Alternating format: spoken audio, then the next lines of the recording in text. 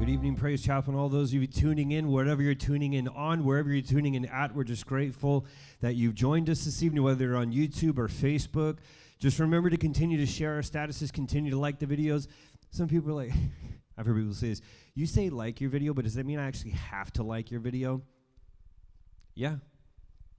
Just like it, share it, whatever. It gets out. Remember to continue to follow our Instagram posts. Continue to share those for what's going on, different things that we're doing. That's basically how we're continuing to witness at this point, is doing it via social media. We talked last week that we made it even easier for people to share the name of God, and that is simply just by hitting a like button, a share button, bookmarking a status, or sharing a page. So it's not that hard anymore. You don't even have to go up to people's doors, knock, and get all uncomfortable. Now you can just share it, and basically you're not even going to see these people unless they come to church. So we're just making it as easy as possible on you to share. But we're just grateful that you guys do tune in. For those that have had some questions that are coming in, we're answering those questions as best we can. So just keep in mind, like, we're trying to correlate everything, get it all together, and make sure that we give our answers concisely using the Word of God for all those that have asked questions. So just please bear with us for a second. There's kind of a huge barrage of questions that came in, so we're answering those as quickly as we can. But again, just bear with us for a second. We are still working, getting our Sunday school back up and running. So we're still in a construction phase of this. Again, we don't have the overflow room for those that may come to church and may want to be a bit more socially distanced than what we have available. But we'll find a way to make it work if you come in. Remember, you can continue to give. You can continue to support this ministry via your tithes, your offerings, your love gifts. You can do that with Easy Tithe on your smartphone app. You can also go to praisechapelfresno.com, click the menu button in the upper right-hand corner, go down to where you see give. It's going to take you to a safe and secure website that you can give on. You can also mail in or drop off your tithes, your offerings, your love gifts here to the campus. I'll see at least 2 to 3 envelopes each time we come in. We get those deposited in a timely manner. If you don't know what the address of our campus is, just go ahead and search Praise Chapel Fresno, California. You'll see our address. Go ahead and you can drop it off or mail it in. And if you're joining us in our in-person services, we have our tithes and offering box just outside the sanctuary, limiting person-to-person contact still. We have envelopes available. If you also check the envelopes, you'll see different ways that you can connect with us via our social media apps. You can also see the different methods in which you can give. It's on our offering envelopes. If you're online, if you're part of our online campus and you're not actually visiting, if you want to know what that information is, it is up on our website. So it's all there for you and the different methods that we can give. So that's basically how we're doing things still. So still live casting only on Wednesday nights. We're still going through the letters of Paul, different letters that Paul wrote to churches that speak volumes today to us in the churches that are here today. So what we saw is in this, we're in the Book of Thessalonians, 1 Thessalonians, and as we saw chapter 2 kind of die out, Paul is closing that letter out. We're just kind of like trying to encourage people and trying to get them in. But what we do know about this book is that it's written about 51 AD. We believe, chronologically speaking, or in a timeline, 1 Thessalonians is one of the first letters that Paul writes to this young church. Now, we know that this is a very, very, very young church. Different schools of thought on it. He's either with them 3 weeks or 3 months before he gets run out of town by an angry mob, which happens to be just how Paul likes to do things. He goes into a town, shakes things up, and they run him out. And that's just because he's spreading, the name of Jesus Christ. He's preaching monotheism in a country that believes in polytheism. So he's really going through this, shaking things up. So he's getting run out of town a lot. He's getting beat up, imprisoned. Almost every other letter he's in prison. So that's not necessarily what Paul is saying, like, you should look at what's going on. He's just saying, from these places, this is where I'm writing from. Now, the Book of Thessalonians, 1 Thessalonians, it provides us with one of the clearest passages of basically the rapture of believers. And we're going to get into that at the close of this chapter, or at the close of this book, where Paul begins to talk about this and different things that happen. But what he does is his book is mainly written about hope, and it's hope in Christ's return, hope for believers and what they have today. So as we open up chapter 3, we're going to look at verses 1 through 5. So only 2 spots of reading here. It's very close together, kind of a lot of reading, so let's just get through this. Verse 1, chapter 3, verse 1. Therefore, when we could no longer endure it, we thought it good to be left in Athens alone, and sent Timothy, our brother and minister of God, and our fellow laborer in the gospel of Christ, to establish you and encourage you concerning your faith, that no one should be shaken by these afflictions, for you yourselves know that we are appointed to do this. So he is kind of saying a lot here about what's going on, but Paul really wants to kind of focus on the persecution that they may be enduring, because he closes out chapter 2 saying, I've gone through this, Christ went through it, you're going to go through it too. So with the persecution that Paul and pals are facing in Thessalonica, they were on the run, they're out of town, but Paul's letting them know exactly where he's at, right? So he says, I'm in Athens. He says, we saw it right to stay in Athens. Now, Athens is about a 3.5 day walk away from Thessalonica. So in those days, most of the time they're just humping it, they're walking. So it's about 3.5 days away. So that's kind of a long way for him to be away from them. But he's letting them know exactly where he's at.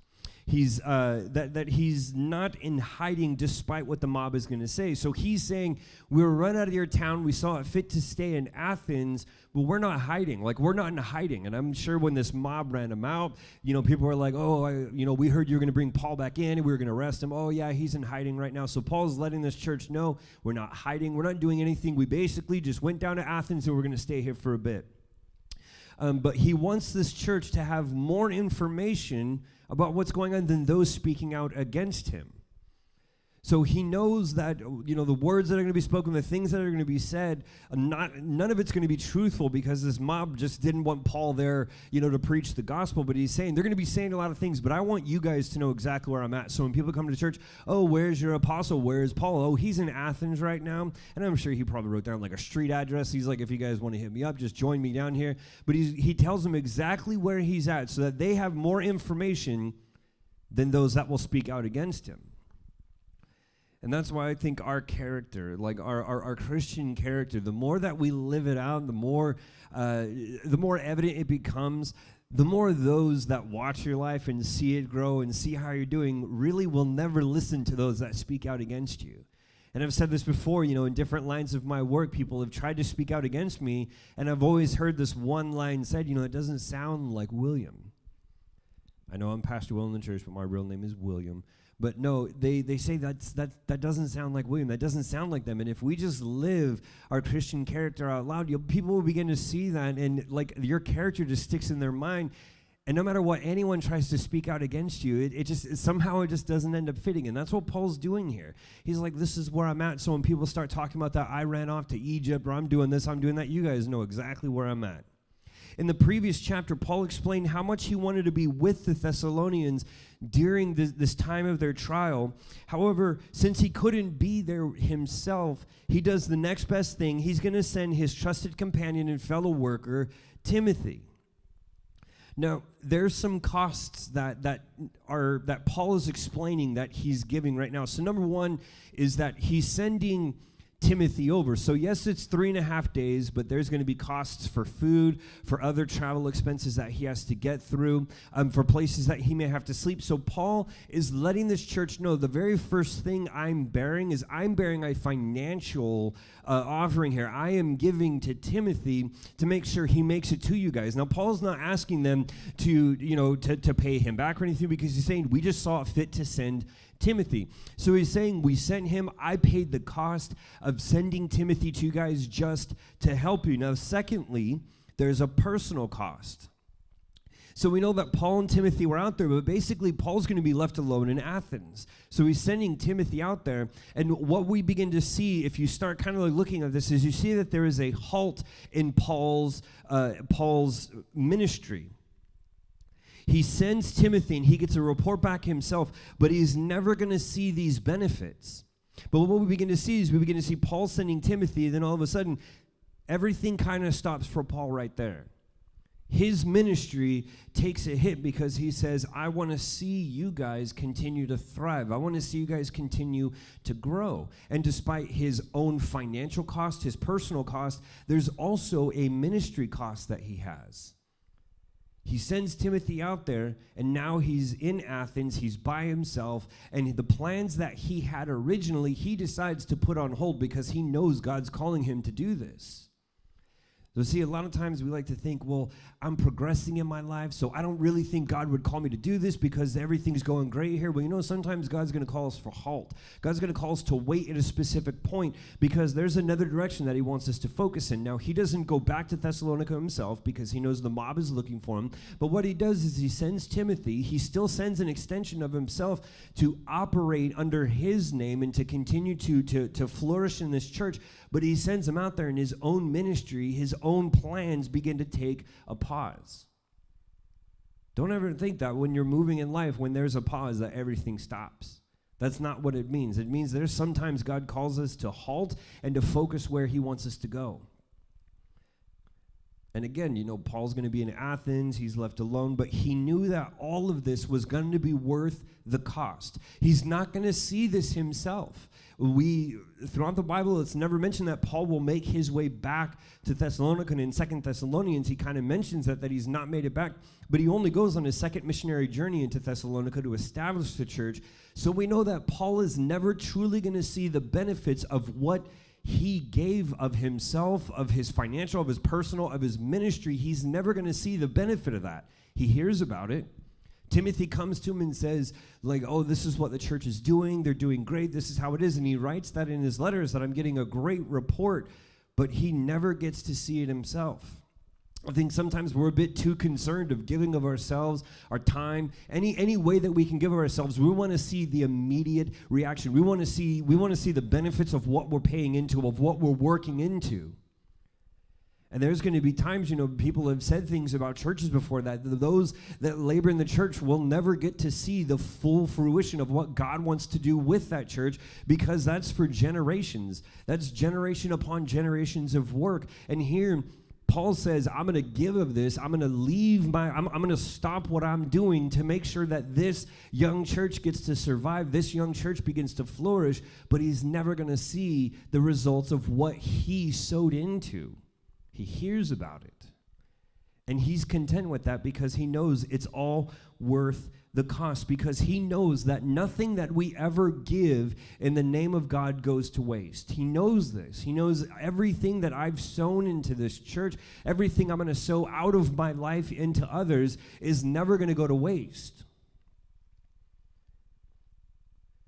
And then Paul does something weird here. He gives Timothy this kind of this moniker. He gives him the name minister.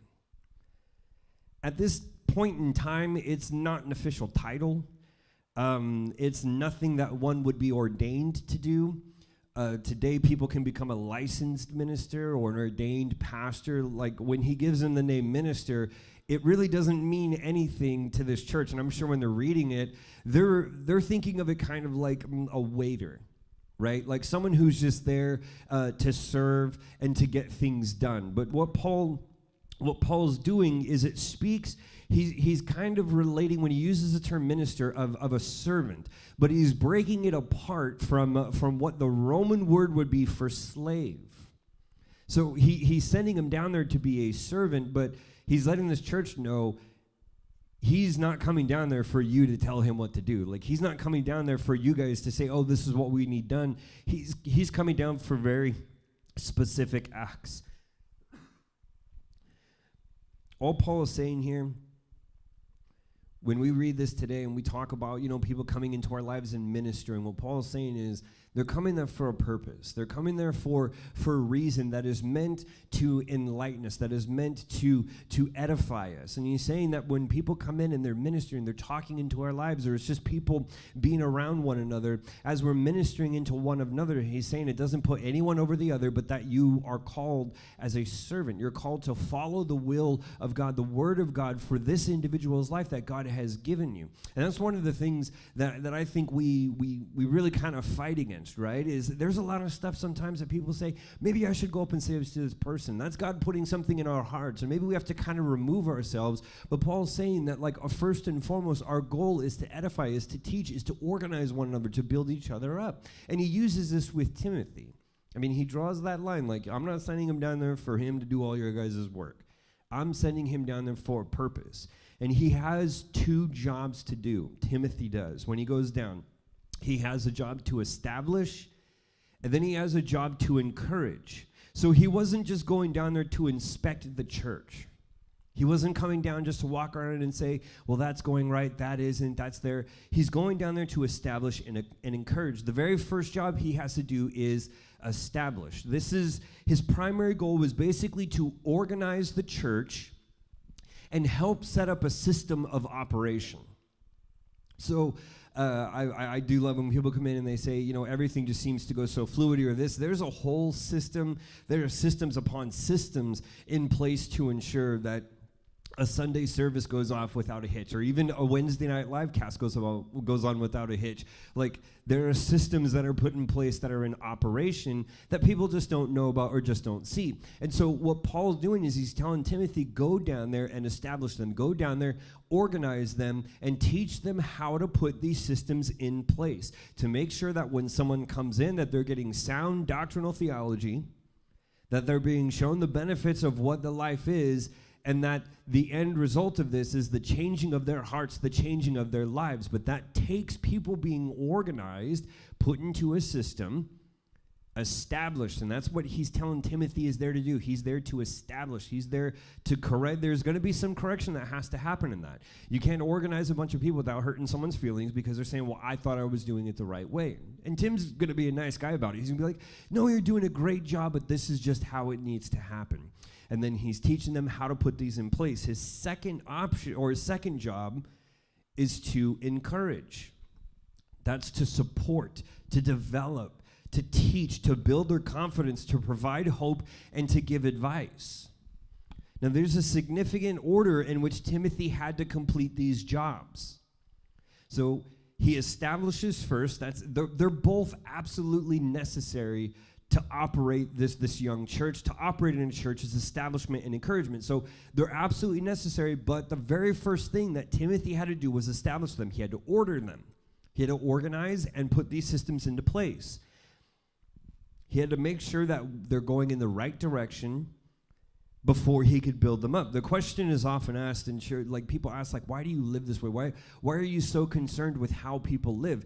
You can still encourage people down a wrong path or into a life of destruction unless you set them right first.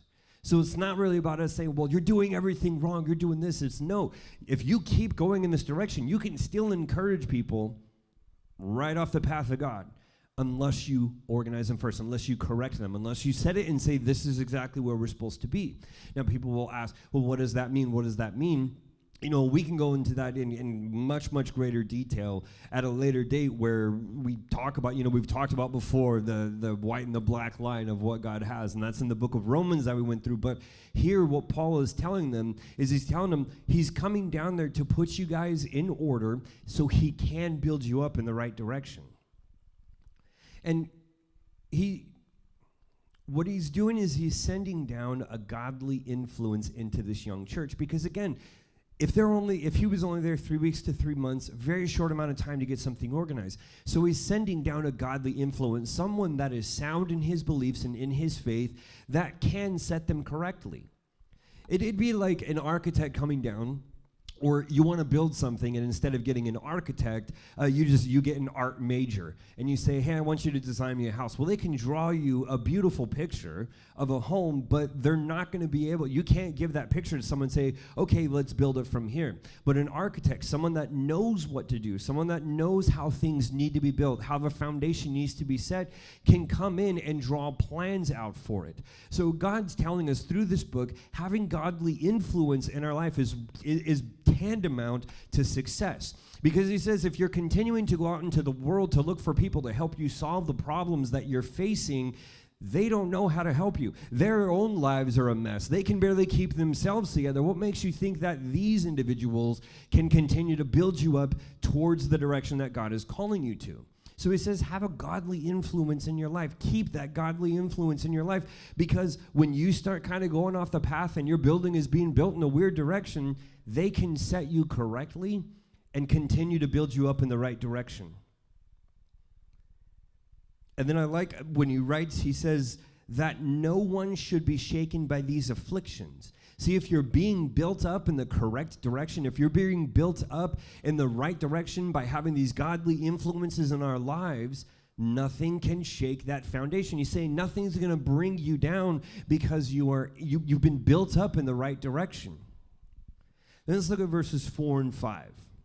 It says, "For in fact, we told you before when we were with you that we would suffer tribulation." Just kind of like underlining, we're going to suffer, or get used to it. "Just as it happens, and no. For this reason, when I could no longer endure it, I sent to know your faith, lest by some means the tempter had tempted you, and our labor might be in vain."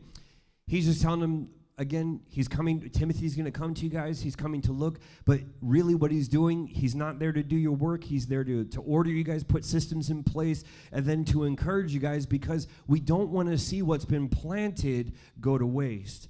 Paul wanted the Thessalonians to know that their time in present suffering was in God's control. Did you ever think that Christians are appointed to suffer? As a point of normal Christian lives, believers have an appointment with affliction. We can't get away from that. God doesn't just teach us with his words. He teaches us through perseverance, through obedience. He teaches us how to comfort others and draws us in a deeper and closer relationship with him through these trials, through these tribulations, through these afflictions. There's so many things that I've learned in my own life, in my own faith, through the horrible times that I went through. And it strengthened those areas of my faith. It taught me new things about God. But one of the most important things that I love to see happen within a Christian church, between believer to believer, is to see how we can comfort one another when we're having to endure, when we're watching others in the church endure something we've been through. We know how we got through it. We can be that strength for them. We can be the one that they lean upon and say, this is how I got through it. It may not be right for you, but it's how I got through it, and I can be here to assist you in any way that I can. Doesn't mean that God's angry at us. Doesn't mean think of it this way. The most commonly recognized symbol for Christianity is a cross. Not a pillow, not a sunshine, not a smiley face. The most commonly recognized symbol for all of Christianity is a symbol of execution. It's a symbol of trials and tribulations, of affliction. It's not a symbol of rest. The symbol is attributed to pain and suffering, not ease and comfort. So when people say, it's hard, like life is hard, I'm going through this, I know. Does it suck? A lot. But trust me, you stick to your faith, you hold to your faith, you hold to these godly influences that God surrounds you with, and you begin to see areas of your life take strength that you never thought would be able to. You begin to, the miracles that happen through affliction are amazing. And a lot of times we don't see them until years after we've gone through it, when we look back and say, how did I make it out of that? And a lot of it is due to our perspective. And as we've talked about in previous letters about how our perspective needs to change when we're suffering through these, is it's not that God's angry with us. And people say all the time, like, what did I do wrong? You didn't do anything wrong. But God's taking you through this because he's trying to do something. I like that Paul says, I could no longer endure it. Due to his concern for the new church, he halts that ministry. And he says, I could no longer endure hearing about it. He's trucking along in his ministry, but he keeps hearing about all these things that are happening. And he says, I have to stop what I'm doing, and I'm going to reinvest in whatever way that I can to see this happen. And there's something, Paul walks away from the church because this mob is after him, but it doesn't mean that Paul says, I don't support you guys, I don't do this. He shows his support by stopping what he's doing. He shows everything that he can do through this by sending Timothy, by investing himself into Timothy, by giving that financial blessing to Timothy to make it back to the Thessalonian church, by halting his own ministry. And it's insane to actually see that a missionary, someone who carries this title that is designed to go out as an apostle and establish a church and keep going, to halt his own ministry to say, I know that there's a need. And we're going to fulfill this need. We're going to follow this need because I know that nothing that I give to this church, nothing that I support in this church, nothing that I support of the individuals that are in it is ever going to go to waste. Other individuals or other ministries can be an example of focus on the body and not the self. A lot of times I can see that happen, and as I read of other organizations and other issues that have happened, it really begins to come down to an individual's focus for themselves rather than a focus on the church body and how it edifies the church body. And I think Paul really underlines this by saying, I have my own goals, I have my own vision of what God has put in my heart, and I want to follow that, but I know that God would not have me establish this just to see it fail. And he decides to halt his own ministry to sow into that church. The tempter and tempting, again, we talked about last week that, Paul mentioned Satan. He talks about the enemy, so he's already established there's a supernatural realm that they're at war with. But he says the enemy is waiting to exploit you through your season of suffering. See, at every corner, we know an enemy waits to attack. But a smart enemy is going to attack when you're at your weakest, not at your strongest. And they talk about this, about Satan being a snake, and they put all that. And I've put something together a long time ago that talked about how snakes hunt. They don't hunt when something's at their weakest. They don't exert more energy than they should. They wait until it's at its weakest, surround it, and begin to squeeze it slowly. And that's what Satan's doing, is he's waiting for these points that we're at our weakest before he begins to attack. Paul did something to help prevent the Thessalonian church from falling from under their affliction. He sent Timothy, because those that were in affliction needed that godly influence to lean upon. Bible-believing Christians have a duty that they're called to. When you think of build one another up, the assumption is always to encourage each other. You know what? Sometimes it means to keep each other from falling down. That when we see a brother or a sister failing, when we see these things happening, we can just slowly begin to see it in their lives. The Bible calls us that we're there to hold, to build one another up. Yes, we're going to establish and encourage, but the number one thing that we want to do is we wanted to continue to support each and every one of them, to be their strength and their weakness, to pick them up when they can't even walk. No Christian left behind should be our mentality. You should also have this, even if I have to drag you to the finish line, I'm going to drag you. And I'm not saying unwillingly, I'm just saying some people sometimes don't have the strength from day to day to day to keep their faith. Sometimes the faith weans, sometimes it waxes. And you know what? God says, I've put these people in your lives for a purpose. And that is to continue to build them, continue to hold them up, and sometimes continue to drag them. When they've lost all strength, you can be their strength. You can be there to continue to build them up. If you've been through it and you see others going through it, you can be that source of comfort and direction. That's why we need godly people in our lives. When we begin to shift our foundation, when our faith may begin to falter, it's godly people who know where everything goes. It's godly people who can direct to the basic blueprint of what God has given us through the Bible, is to correct that issue. I like that Paul really does mention. He says labor might be in vain. He knows that all the work that went into this church, he knows that those that might have been in the church when he started there might not be in the church today. He knows that. But what he knows is he's saying the foundation of what was laid is still there. He's saying Paul takes the responsibility that if it failed, it was his fault. If it failed, he's saying, I failed you in some way. He says that if they fall, he failed. So he was going to do everything within his power, everything that he had at his expense to give to this church to ensure that they do not fall, they do not fail. He does this because he says, I don't want this work. I know this work wasn't done in vain, but they're still people. They're still human beings. And under this type of oppression and affliction, they might fall. So I'm going to send someone to you that has been through more than you could ever see, been through more than you could ever imagine, and yet he kept the faith. So I'm going to send him to you. I'm going to spend out of my personal time, my personal money, I'm going to put my ministry on hold just to see this one church continue to thrive. Sometimes we have a hard time putting aside our own personal agendas just to reach out to someone and ask how they're doing. Just to reach out to someone and say, I didn't see you in service on Sunday. I just want to make sure that you're doing okay. Takes a couple of minutes. I've been in constant contact with people, and it takes me 45 seconds out of a day to text someone and just give them a word of encouragement, to text someone and just say, I haven't seen you, to message someone on Instagram, on Facebook, and just say, whatever it is, I just know that God loves you, that I love you, and I'm here for you if you ever have any questions. And Paul says that. He says one of the most important things we can do for just to see other lives changed is put aside our own agendas and say, God, I'm going to follow where you call me. So we're still going to wrap up the Book of Thessalonians here, chapter 3.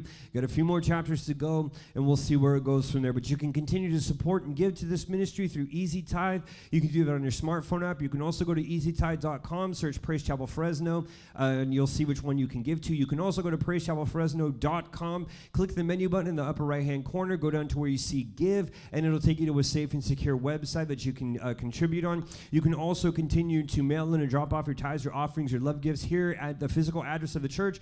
We'll make sure it gets deposited in a timely manner. We're here 3 to 4 times a week getting things done, continuing to operate the church.